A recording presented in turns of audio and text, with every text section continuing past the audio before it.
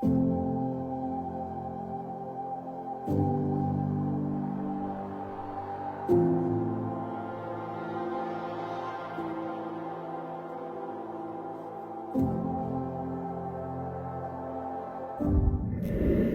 everyone, today I have the one and only Marion Brigantia with us. Marion, could you please introduce yourself and tell us about what brought you to Avalon? Yes, thank you, Ria. So as Ria said, my priestess name is Marion Brigantia. My original name is Marion van Eupen. I am from the Netherlands, and I moved to Glastonbury to be a full-time priestess. In my former life in the Netherlands, I was a lawyer. That was my profession. And also I worked as a priestess in the Goddess Temple in Hillegom and was part of the Dutch Goddess Conference as co-organizer as well.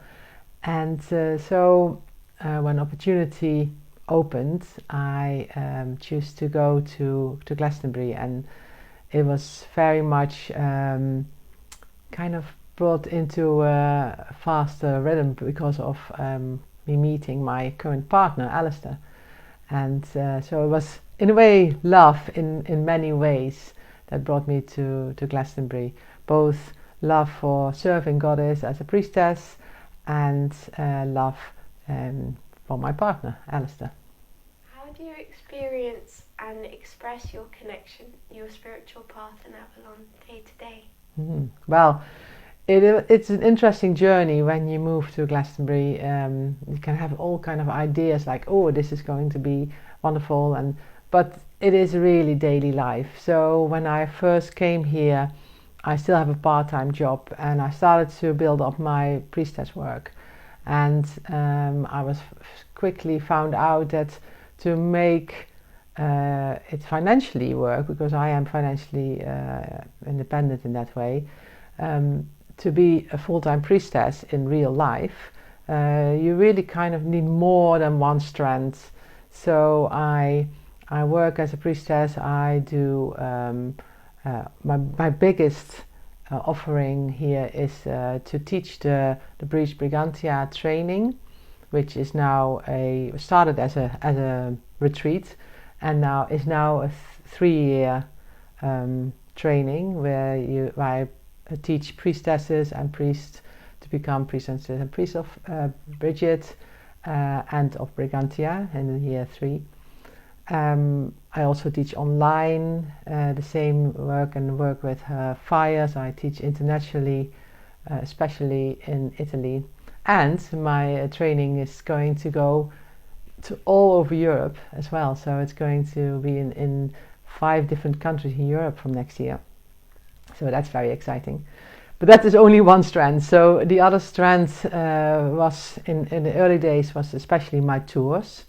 So I founded Mystical Earth Tour together with Manon Tromp, and we got more guides in, and then we got less guides, and we're now doing with 2 of us, with Marisa Picardo and me. We are Mystical Earth Tour. So we're giving tours and walks here in Glastonbury and Avalon, but also further abroad like Stonehenge and Tintagel and all these other places that are interests of people who come to walk the land with us. So that was the second strand I brought in. And then the third strand was really when the Goddess Conference was handed over to us by Kathy Jones to me and to Katinka and me. And that was the third strand. So I serve Goddess in many ways, and the fourth strand that has come in very recently is very exciting. Is being one of the co-founders of the cooperative, the Temple of Avalon, which also now has a temple here in Glastonbury that is dedicated to Goddess, but also to the divine masculine, to the gods. And that's a very new, exciting strand. So lots of work, but really doing what I love to do, being in service. I started my company calling Priestessing for You, which I meant priestessing for Goddess, but also for all the people it is really a place of service. But yeah, this is what I do here in Glastonbury. So I know you've already been talking about the goddess and the divine feminine, but what does the word goddess and what does the energy of the divine feminine mean to you? Do you see it in a specific way or in many different ways? How do you see her? Yeah, how do I see her? How do I feel her, really? For me, that is. How do I experience her? So for me, I experience her mostly in nature. That is always my first entry into connecting with Goddess. I come from a spiritual path, from a Catholic background, even the pastoral school. So I was always into spirituality and the divine. But with Goddess, I really found her back in nature, in all of life, really, in everything around me that is alive, and how that resonates with me. And you can say, is that Goddess, is that divine, is that great spirit? I think it is for us to see how we name that. You know, I'm not really attached to anybody. I can easily speak to people who call this energy great spirit or the divine masculine, or any way they come into this connection. I think it is very much about connection. As I said, the first connection for me is about connection with nature. Connection with myself is for me like a next step, and then from that connection to connection with other people. How do I relate to other people?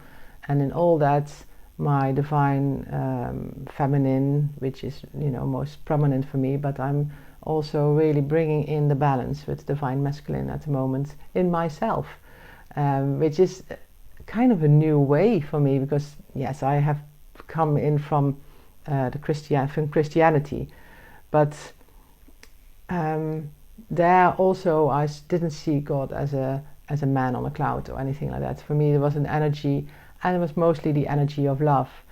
So that energy of love comes through everything: the energy of creation, the energy of compassion, kindness, and also the whole cycle of life. That's for me very Goddess. So that is one part of how I perceive Goddess. And then you have the more physical form in which we work with the Goddess Conference.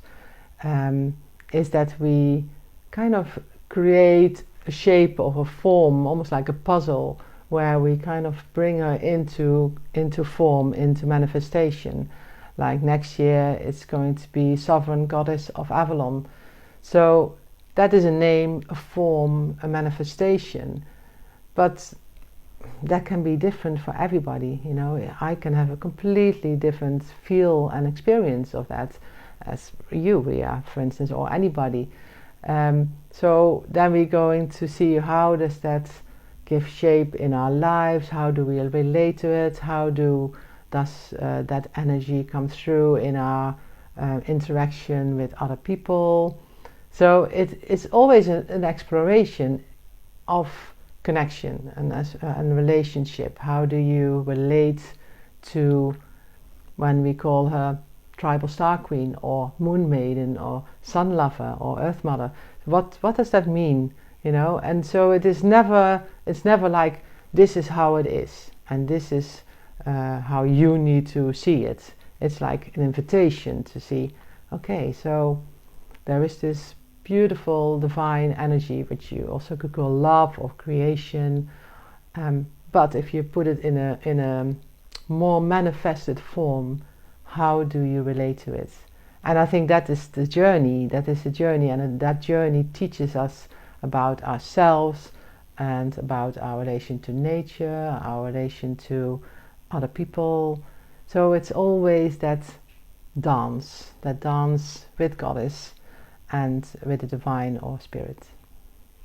It's like a fingerprint, and so even if there is a theme like the Sovereign Lady of Avalon, everyone sees it differently, and when everyone meets at the conference, it it's so interesting to see everyone's different idea of what that looks like. Yes, and we invite, especially this coming year, but we always do this, but we very explicitly invite people to bring their own experience. And it's not like we saying this is how it is. We are only expressing how we connect with her, but we are also inviting and welcoming all different experiences and expressions of the goddess. So it's not a lady, it's the sovereign goddess of Avalon. Sovereign goddess of Avalon, sorry. That's okay. Thank you so much for your time, Marion. That was You're such very a welcome. beautiful interview, and on behalf of everyone that watches it, thank you. And thank you for all you do for the Goddess Conference. Thank you.